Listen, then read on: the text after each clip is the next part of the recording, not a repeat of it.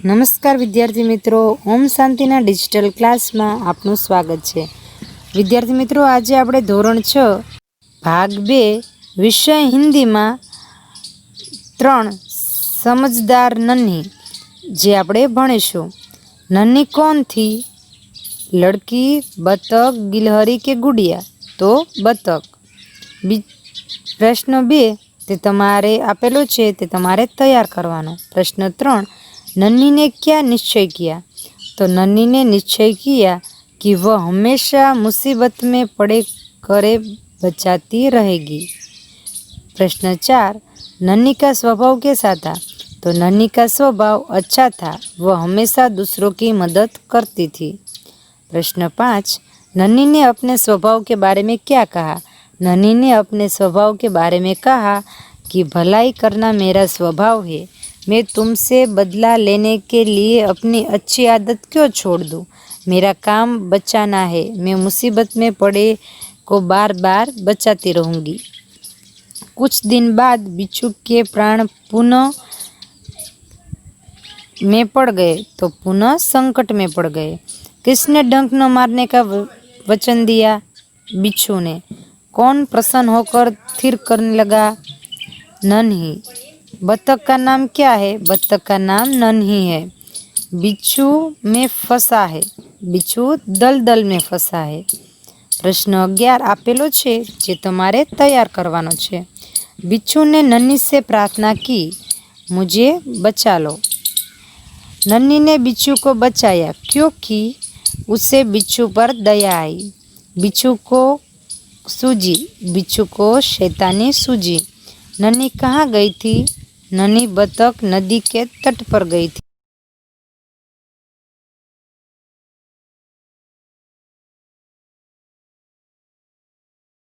मुझ पर दया करो। नन्ही ने बिच्छू को दोबारा जीवन दान दिया। प्रश्न 19 અને प्रश्न 20 આપેલ છે, જે તમારે તૈયાર કરવાનો રહેશે। प्रश्न 21 જો बिच्छू ने कहा अब वो किसी को डंक नहीं मारेगा, परेशान नहीं करेगा, मारेगा नहीं, गाली नहीं देगा। तो शू जवाब आवशे?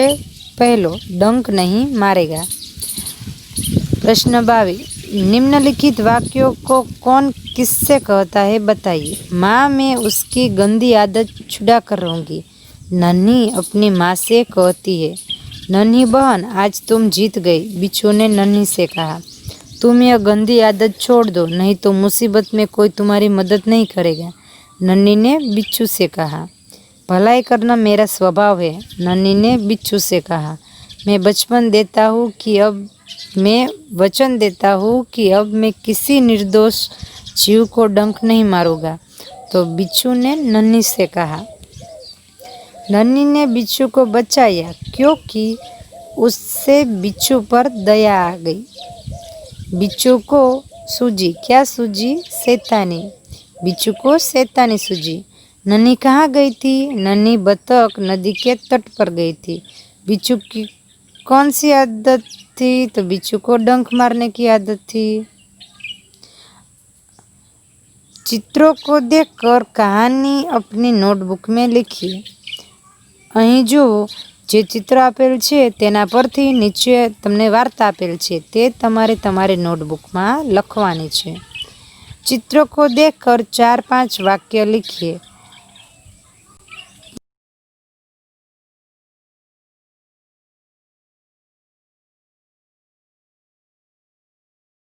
सड़क दुर्घटना का है जिसमें ट्रक और रिक्शा के बीच टक्कर हुई है।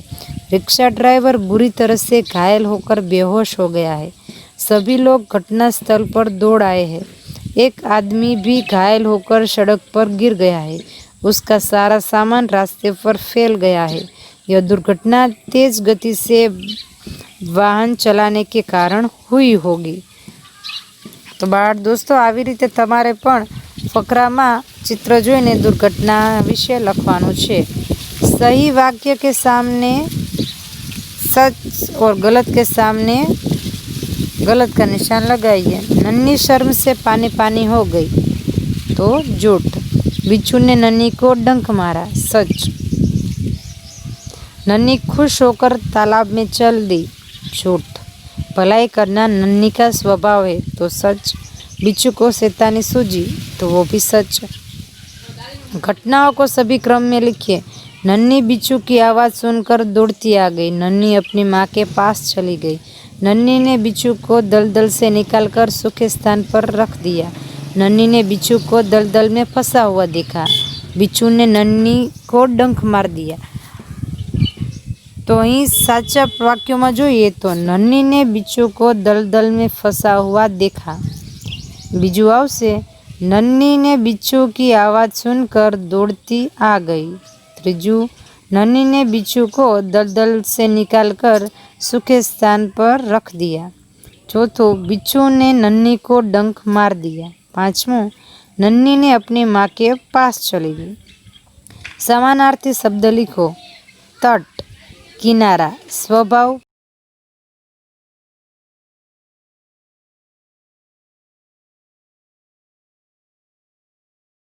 नाचना, नदी, सरिता, स्थान, जगह। मुहावरों का अर्थ देखकर वाक्य प्रयोग कीजिए। बात अनसुनी करना, तो बात में ध्यान न देना। महेश ने शिक्षक की बात को अनसुना कर दिया। मन डोलना, विचार बदलना। बाजार में नए नए खिलौने देख मेरा मन डोल गया। जीवन दान देना, नया जीवन देना। डॉक्टर ने मरीज को जीवन दान दिया। शर्म से पानी पानी होना, बहुत लज्जित होना। स्कूल में अपने बेटे की करतूतें देख के माता पिता शर्म से पानी पानी हो गए। निम्नलिखित शब्दों को शब्दकोश में क्रम में लिखिए। बिच्छू, नदी, शैतानी, डंक, मुसीबत।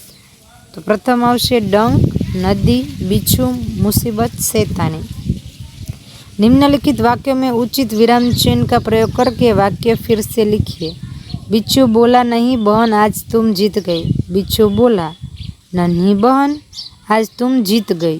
क्यों भाई तुमने मुझे डंक क्यों मारा? क्यों भाई तुमने मुझे डंक क्यों मारा? बिच्छू भाई ठिठक क्यों गए? डंक मारो। बिच्छू भाई ठिठक क्यों गए? डंक मारो। भलाई करना मेरा स्वभाव है। भलाई करना मेरा स्वभाव है। बहन मुझे बचा लो। बहन मुझे बचा लो। प्रश्न 31 आपेल छे जे तमारे निम्नलिखित परिचित को पढ़कर उसे नीचे दिए प्रश्नों पर प्रश्न 31 में ऊपर फकरो छे तेमांथी प्रश्नों जवाब तमारे लखवाना छे। दूसरों के बारे में इंद्र ने क्या कहा? दूसरों के बारे में इंद्र ने कहा कि हम वृतासुर से नस्त्र है, असुर हमसे अधिक बलवान है।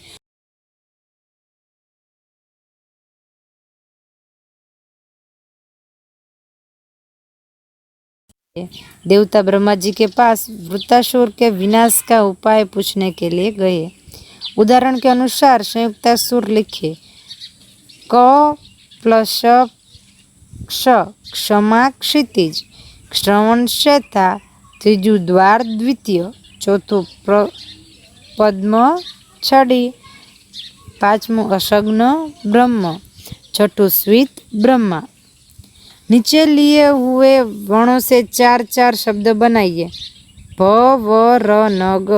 भ से भजन, भवन, भगत, भक्षण। व से वजन, वकील, वचन, वजूद। र से रजत, रक्त, रक, रजनी। न से नयन, नरम, नजर, नरेश। ग से गणेश, गजानन, गज, गरुड़। बाळ दोस्तों અહીં આપણે हिंदीમાં આપેલ છે સમજદાર નની જે 3 હતો પાઠ તે આપણે પૂર્ણ કરીએ છીએ।